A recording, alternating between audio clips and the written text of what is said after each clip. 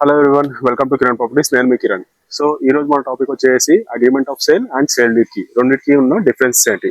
So చాలా మంది ఏంటంటే ఓపెన్ ప్లాట్స్ కానీ ప్రీ లాన్స్ కానీ ఇన్వెస్ట్ చేసే వాళ్ళు సో అగ్రిమెంట్ ఆఫ్ సేల్ చేసుకొని వదిలేస్తున్నారు. సో ఇది మనకు బిల్డర్స్ కానీ లేదంటే అక్కడ ఉన్న ఏజెంట్స్ కూడా వాళ్ళని మోసం చేయాలనే ఉద్దేశంతో ఓన్లీ అగ్రిమెంట్ ఆఫ్ సేల్ అనే ఒక డాక్యుమెంట్ అనేది ఇచ్చేసి సో ఈ సేల్ మీకు కంప్లీట్ అయిపోయింది అని చెప్పేసి అయితే అడ్వాన్స్ తీసుకొని చెప్తున్నారు. సో ఆఫ్టర్ 2-3 years వాళ్ళు అక్కడ వెళ్ళి చూసిన తర్వాత ఆ ప్రాపర్టీ వాళ్ళ పేరు పైన లేదని చెప్పేసి వాళ్ళైతే చాలా మంది మోసపోతున్నారు. ఇలా మోసపోయిన వాళ్ళు చాలా మంది అయితే ఉన్నారు. సో వీళ్ళందరి కోసము అండ్ ఫ్యూచర్ లో ఇన్వెస్ట్ చేద్దాం అనుకునే వాళ్ళకి సో నేనైతే యూస్ఫుల్ అవుతుందని చెప్పేసి ఈ కంటెంట్ అయితే చేస్తున్నాను.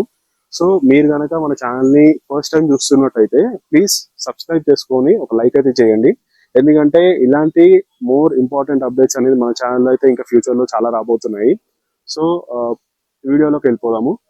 సో ఫస్ట్ మనము అగ్రిమెంట్ ఆఫ్ సేల్ గురించి చూద్దాము. సో అగ్రిమెంట్ ఆఫ్ సేల్ అనేది ఏంటంటే మీరు ఏదైనా ఒక ప్రాపర్టీని పర్చేస్ చేద్దాం అనుకున్నప్పుడు మీరు ప్రాపర్టీ విజిట్ చేసి అది మొత్తం మీకు నచ్చిన తర్వాత ఓకే మీరు ఇంత అడ్వాన్స్ పే చేస్తున్నారు అండ్ బిల్డర్ కూడా మీకు ఆ అమౌంట్ కి మీకు సేల్ చేస్తున్నాను అని రాసుకునే ఒక ప్రామిస్ లాంటిది. సో ఇది ఓన్లీ అప్ టు పేపర్ వరకే ఉంటుంది. సో దీంట్లో మీకు ఎటువంటి ఓనర్షిప్ అయితే ట్రాన్స్ఫర్ అవ్వదు.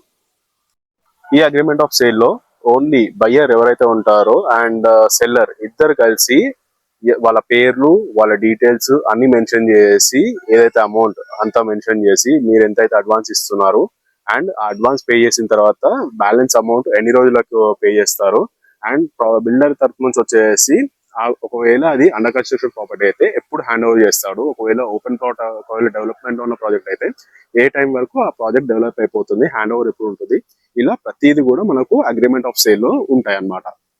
సో ఇక్కడే మనకు ప్రీ లాంచ్ లో ఏమవుతుందంటే ప్రీ లాంచ్ ప్రాజెక్ట్స్ ఎప్పుడైనా సరే మనం ఇన్వెస్ట్ చేస్తున్నప్పుడు ఎవరైతే బిల్డర్ ఉంటారో ఇక్కడ మీకు ఇచ్చేది ఓన్లీ అగ్రిమెంట్ ఆఫ్ సేల్ మాత్రమే. సో అగ్రిమెంట్ ఆఫ్ సేల్ లో జస్ట్ మీకు ఇప్పుడు చెప్పిన డీటెయిల్స్ మాత్రమే ఉంటాయి అండ్ ఇందులో కొన్ని డీటెయిల్స్ బిల్డర్స్ కూడా మెన్షన్ చేయరు. అవి ఏంటనేది నేను మీకు క్లియర్ గా ఇన్ఫార్మ్ చేస్తాను. దీంట్లో మనకు మొదటగా వచ్చేసరికి స్టార్టింగ్ పేజ్ లో అగ్రిమెంట్ ఆఫ్ సేల్ అని రాసిన తర్వాత అక్కడ మీకు మెన్షన్ చేసేది ఎవరైతే బయర్ ఉంటారో బయర్ అండ్ సెల్లర్ నేమ్స్, వాళ్ళ ఫాదర్ నేమ్స్, వాళ్ళ address, pan card, Aadhaar card, ఇటువంటి డీటెయిల్స్ అయితే మనకు ఫస్ట్ అయితే మెన్షన్ చేయడం జరుగుతుంది. సో సెకండ్ థింగ్ వచ్చేసి మనకు ప్రాపర్టీ డిస్క్రిప్షన్స్ అయితే మెన్షన్ చేస్తారు. ప్రాపర్టీ డిస్క్రిప్షన్ లో ఒకవేళ మీరు కొంటున్నది ఫ్లాట్ అయితే ఆ ఫ్లాట్ కి సంబంధించిన ఫ్లాట్ నంబర్, ఆ floor number and block number and మొత్తం ఆ బిల్డింగ్ పేరేంటి అండ్ మీకు అక్కడ ఉన్న కార్ పార్కింగ్ నంబర్, యూడిఎస్ ఎంత వస్తుంది, ఇవన్నీ కూడా మీకు ఫ్లాట్ కి సంబంధించి మెన్షన్ చేస్తారు. ఒకవేళ మీరు కొనేది హౌస్ అయితే ఏదైనా ఇండిపెండెంట్ హౌస్ కానీ విల్లా కానీ అయితే ఆ విల్లా పేరు, ఒకవేళ విల్లాకి పేరు ఉంటే విల్లా పేరు, లేదంటే అది ఏ సర్వే నంబర్ లో ఉంది ఆ హౌస్ నంబర్, ఇవన్నీ కూడా మీకు మెన్షన్ చేసి ఉంటాయి. ఒకవేళ ఓపెన్ ప్లాట్స్ కనుక మీరు పర్చేజ్ చేస్తూ ఉంటే సో ఓపెన్ ప్లాట్స్ సంబంధించేసి మీకు ఎంత ప్లాట్ సైజు అండ్ మీకు బౌండరీస్ ఎక్కడెక్కడ ఉంటాయి అండ్ మీకు పక్కన ఉన్న నైబర్స్ డీటెయిల్స్ అన్ని కూడా మీకు దాంట్లో మెన్షన్ చేసి ఉంటాయి. సో థర్డ్ ప్రాపర్టీ డిస్క్రిప్షన్ అయిపోగానే మీకు సేల్ కన్సిడరేషన్ అయితే ఉంటుంది. సో ఇక్కడ దీంట్లో ఏంటంటే మీకు ప్రాపర్టీకి సంబంధించిన వాల్యూ ఎంత యాజ్ పర్ మార్కెట్ వాల్యూ కావచ్చు లేదంటే మీరు కొనే వాల్యూ కావచ్చు. సో ఈ వాల్యూ ఎంత, మీరు ఎంతైతే అడ్వాన్స్ ఇస్తున్నారు ఇప్పుడు అండ్ ఇంకా మిగిలిన డబ్బులు ఎప్పుడు ఇస్తారు అండ్ ఒకవేళ ఆ డబ్బులు చెల్లించకపోతే ఏంటి అనేది మీకు కంప్లీట్ ఇన్ఫర్మేషన్ అయితే సేల్ కన్సిడరేషన్ లో మీకు కనిపిస్తుంది. ఫోర్త్ వచ్చేసి మీకు పొజిషన్ క్లాస్ అయితే ఉంటుంది. పొజిషన్ క్లాస్ తో ఏంటంటే మీకు ప్రాపర్టీని ఏ రోజు మీకు హ్యాండ్ ఓవర్ చేస్తాడు అండ్ ఒకవేళ అండర్ కన్స్ట్రక్షన్ అయితే అది కన్స్ట్రక్షన్ ఎప్పుడు కంప్లీట్ అయిపోతుంది అండ్ దానికి సంబంధించిన ఒకవేళ ఏదైనా న్యాచురల్ కెలామిటీస్ లాంటివి ఏమైనా జరిగి ఒకవేళ ఎక్స్టెండ్ చేయాల్సి వస్తే ఎన్ని డేస్ ఎక్స్టెండ్ చేస్తారు, ఇవన్నీ కూడా మీరు క్లియర్ గా రాసుకోవాల్సి ఉంటుంది. ఒకవేళ గ్రేస్ పీరియడ్ కనుక మీరు మెన్షన్ చేసుకోకపోయి ఉంటే మీరు ఫ్లాట్ అనేది ఒకవేళ ఫ్లాట్ కానీ ఏదైనా ప్రాపర్టీ కానీ అది అండర్ కన్స్ట్రక్షన్ లో ఉండి ఇంకా కంప్లీట్ అవ్వలేదంటే సో దాని పెనాల్టీ కాస్ట్ అనేది కూడా మీకు దాని తర్వాత మెన్షన్ చేస్తారు అనమాట. ఒకవేళ పెనాల్టీ కాస్ట్ వచ్చేసి మీకు ఫిఫ్త్ దాంట్లో ఉంటుంది. ఒకవేళ అది డిఫాల్ట్ అయినా ఒకవేళ మీకు ఆ బిల్డర్ మీకు సేల్ అగ్రిమెంట్ చేసి వేరే వాళ్ళకి అమ్మినా కూడా లేదు అంటే మీరు అడ్వాన్స్ పే చేసి ఆ అడ్వాన్స్ అనేది కంప్లీట్ గా నెక్స్ట్ పేమెంట్ అనేది మీరు టైంకి ఇవ్వకపోయినా ఎంత ఫైన్ అనేది ఎంత పెనాల్టీ ఉంటుంది అనేది మీకు డిఫాల్ట్ ఆఫ్ పెనాల్టీ కాస్ట్ లో ఉంటుంది అనమాట.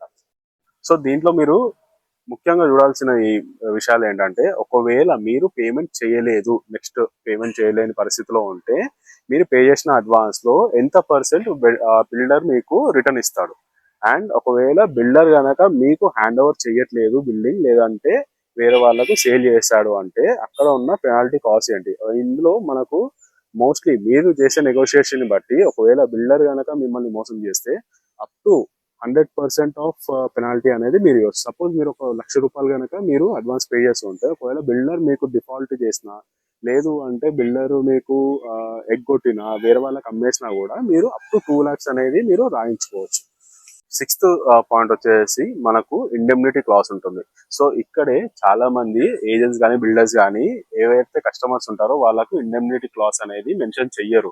సో ఇది మిస్ చేయడానికి మెయిన్ రీజన్ ఏంటంటే దీంట్లో మనకు ఇన్ కేస్ ఆ ప్రాపర్టీ మీద ఏదైనా లోన్స్ ఉన్నా, లేదంటే ఏదైనా కేసెస్ ఉన్నా, ఏదైనా లిటిగేషన్స్ ఉన్నా కూడా వాటికి సంబంధించి పూర్తి బాధ్యత సెల్లర్దే అనేది క్లియర్ గా రాసి ఉంటుంది. సో ఈ రీజన్ వల్ల చాలా మంది బిల్డర్స్ ఏంటంటే కొత్తగా కొనే వాళ్ళు ఎవరైనా ఉంటే సో ఇండెమ్నిటీ క్లాస్ అనేది మెన్షన్ చేయరు. సో ఇది మీరు చాలా జాగ్రత్తగా చూసుకోవాల్సి అయితే ఉంటుంది. సేల్ అగ్రిమెంట్ లో ఫైనల్ పాయింట్ వచ్చేసి ఫోర్స్ మెజూర్. సో ఇది ఓన్లీ బిల్డర్స్ కి మాత్రమే వర్తిస్తుంది అనమాట. సో బిల్డర్స్ ఏంటంటే ఒకవేళ ఇందాక నేను చెప్పినట్టు ఒకవేళ ఏదైనా న్యాచురల్ కెలామిటీస్ జరిగి ఏదైనా వరదలు కానీ రావడము, లేదంటే ఏదైనా భూకంపాలు రావడం వల్ల కన్స్ట్రక్షన్స్ అయితే కొన్ని రోజులు స్టాప్ చేస్తారనమాట. సపోజ్ మనం ఢిల్లీలో చూసుకున్నట్టయితే పొల్యూషన్ కారణంగా ఒక 6 months అయితే వాళ్ళు స్టాప్ చేయడం అనేది జరుగుతుంది. సో 3 to 6 months అనేది ఉంటుంది. సో ఇలా గనక ఏదైనా స్టాప్ చేయాల్సి వస్తే ఎన్ని రోజులు మీకు ఆ ప్రాజెక్ట్ అనేది డిలే అవుతుంది అనేది క్లియర్ గా ఈ ఫోర్స్ మెజూర్ లో రాసి ఉంటుంది. సో ఇది కూడా మీరు ఒకసారి క్లియర్ గా చదవాల్సి ఉంటుంది అనమాట. ఇప్పుడు మనము సేల్ డీడ్ గురించి చూద్దాం. సేల్ డీడ్ ఏంటంటే మనకు సబ్ రిజిస్టర్ ఆఫీస్ లో మీ పేరు మీద ప్రాపర్టీ రిజిస్ట్రేషన్ చేసినాక ఇచ్చేదాన్ని సేల్ డీడ్ అంటారు. సో సేల్ డీడ్ లో ఏంటంటే ఈ సేల్ డీడ్ చేసినప్పుడు మీకు కంప్లీట్ ఏవైతే ఓనర్షిప్ రైట్స్ ఉంటాయో ప్రాపర్టీ పైన కంప్లీట్ మీకు ట్రాన్స్ఫర్ అనేది అవడం జరుగుతుంది. వన్స్ సేల్ డీడ్ అనేది అయ్యి మీ ప్రాపర్టీ మీ పేరు మీద రిజిస్ట్రేషన్ జరిగినాక పాత ఓనర్ కి ప్రాపర్టీ మీద ఎటువంటి రైట్స్ అనేది ఉండదన్నమాట. సో ఈ ప్రాపర్టీ గనక మీరు రిజిస్ట్రేషన్ చేసుకోవాలనుకుంటే మీరు గనక సబ్ రిజిస్టర్ ఆఫీస్ విజిట్ చేసి ఎవరైతే అమ్మేవారు కొనేవారు ఇద్దరు వెళ్ళాలి అండ్ ఇద్దరు సాక్షులు కూడా ఉండాలి. సో వెళ్ళి అక్కడ సైన్స్ అనేది చేసిన తర్వాత మీకు సేల్ డీడ్ అనేది ఇవ్వడం జరుగుతుంది. ఇప్పుడు మీకు అర్థమైంది కదా అగ్రిమెంట్ ఆఫ్ సేల్ కి సేల్ డీడ్ కి difference. So agreement of sale ఏంటంటే సెల్లర్ మీకు సెల్ చేస్తున్నట్టు యాజ్ ఎ బయర్ మీరు బై చేస్తున్నట్టు రాసుకునే ఒక అగ్రిమెంట్ మాత్రమే. అది ఓన్లీ అప్ టు ఒక బాండ్ పైన రాసుకున్నా లేదంటే ఒక పేపర్ పైన రాసుకున్నా కూడా అది ఓన్లీ అగ్రిమెంట్ వరకు మాత్రమే మీకు ఒక ప్రామిస్ లాగా ఉంటుంది. సేల్ డీడ్ అనేది మీకు కంప్లీట్ ఓనర్షిప్స్ ఇచ్చే ఒక డాక్యుమెంట్ అన్నమాట. సో మీకు డాక్యుమెంటేషన్ లో మీ ప్రాపర్టీ మీ పేరు పైన చూపిస్తుంది. సేల్ డీడ్ వచ్చిన తర్వాత మీరు ఒకవేళ పొలాలు కనుక కొంటా ఉంటే ఫామ్ ల్యాండ్స్ కొంటా ఉంటే రైతు బంధు అవన్నీ కూడా అక్కడ కూడా మీ పేరే మీకు చూపిస్తూ ఉంటది. సో ఇక్కడ మీరు ఇంకొక విషయము మీరు చూసుకోవాల్సింది ఏంటంటే ఈసీలో మీ పేరు వచ్చిందా లేదా అది కూడా మీరు చాలా జాగ్రత్తగా చూసుకోవాలి. ఈసీ అనేది మనం ప్రాపర్టీ కొనే ముందు కూడా చెక్ చేసుకోవాలి. ఎందుకంటే దాంట్లో మనకు ఆ ప్రాపర్టీ పైన ఏదైనా లిటిగేషన్స్ ఉన్నా, లేదు అంటే ఆ ప్రాపర్టీ మీద ఏదైనా ప్రాహిబిటెడ్ ఏరియాలో ఉన్నా అవన్నీ కూడా మనకు ఈసీలో రిఫ్లెక్ట్ అవుతాయి. మీరు కనుక ఆన్లైన్ లో చెక్ చేసినా మీకు ఈసీ కనుక మీకు వచ్చేస్తుంది. మీ మొబైల్లో కూడా చూసుకోవచ్చు. సో ప్రాపర్టీ ఒకసారి విజిట్ చేసినాక ఆ సర్వే నంబర్ అన్ని కూడా, లేదు అంటే ఆ రిజిస్టర్డ్ డాక్యుమెంట్ నంబర్ ఉంటుంది, ప్రీవియస్ రిజిస్టర్డ్ డాక్యుమెంట్ నంబర్, ఆ డాక్యుమెంట్ నంబర్ అన్ని కూడా మీరు ఈసీలో ఫస్ట్ చెక్ చేసుకోండి. ఈ వీడియోలో నేనైతే మీకు క్లియర్ గా ఎక్స్ప్లెయిన్ చేశానని అనుకుంటున్నాను.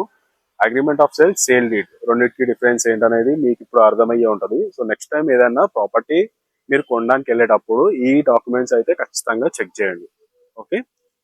అండ్ ఇంకొక చిన్న సజెషన్ ఏంటంటే మీరు ఎప్పుడైతే అగ్రిమెంట్ ఆఫ్ సేల్ చేసుకుంటారో అగ్రిమెంట్ ఆఫ్ సేల్ చేసుకున్న తర్వాత ఒక్కసారి ఆ డాక్యుమెంట్ అనేది మీ లాయర్ కి అనేది చూపించి ఒకసారి వెరిఫై చేయించుకోండి.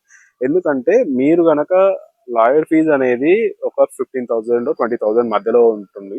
సో ఇది ఎందుకులే వేస్ట్ అని గనక మీకు మీరే వెరిఫై చేసుకునే ఛాన్స్ మీరు గనక రిస్క్ తీసుకుంటారు అంటే ఫ్యూచర్ లో ఏదైనా ప్రాబ్లం వచ్చినా కూడా మీరు ఎటువంటి లీగల్ గా ఏదైనా ప్రాబ్లమ్స్ వస్తే హ్యాండిల్ చేయలేరు. సో ఒక్కసారి ప్రాపర్టీ చూసే ముందు అండ్ ప్రాపర్టీ చూసాక ఒక్కసారి అది ఏదైతే అగ్రిమెంట్ ఆఫ్ సేల్ ఉంటుందో మీరు మీ లాయర్ తో ఒకసారి అయితే ఖచ్చితంగా చెక్ చేయించుకోండి. సో నెక్స్ట్ వీడియోలో ఇంకొన్ని డీటెయిల్స్ తో అయితే మీ ముందుకు అయితే వస్తాను. సో ఇలాగే మన సిరీస్ అయితే కంటిన్యూ అవుతూనే ఉంటుంది. సో ఎవరైతే మన ఛానల్ ని ఫస్ట్ టైం చూస్తున్నారో ప్లీజ్ మళ్ళీ చెప్తున్నాను, ఒక్కసారి సబ్స్క్రైబ్ అయితే చేసుకోండి. And thanks for watching our channel.